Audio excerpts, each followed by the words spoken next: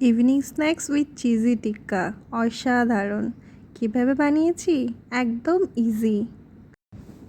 এরপর একটা বাটির মধ্যে 200 গ্রাম মতো বোনলেস চিকেন নিয়ে তার মধ্যে দিয়ে দেবো কিছুটা ব্ল্যাক পেপার, কিছুটা অনিয়ন কিউবস, বেশ কয়েকটা গার্লিকের টুকরো, একটুখানি চিলি, গ্রিন চিলি, আর কিছুটা পরিমাণ ধনেপাতা বা কোরিয়েন্ডার লিভস। এটাকে ভালো করে ধুয়ে কুচি কুচি করে কেটে একটা ব্লেন্ডারে ব্লেন্ড করতে দিতে হবে। ঠিকভাবে পেস্টটা বানাতে হবে।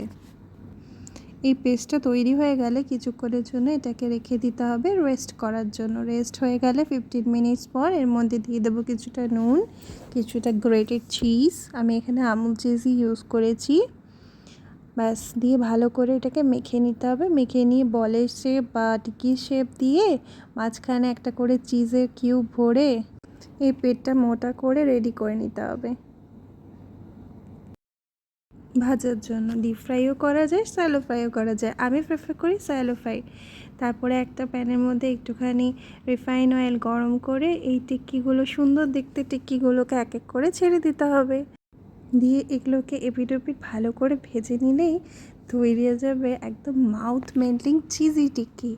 এবার বলি, এটাকে ফ্রাইও করা যায়, আবার এটাকে সেকাও যায়, সেকেও খাওয়া যায়। তাতেও এর স্বাদ অনেক বেশি হয়।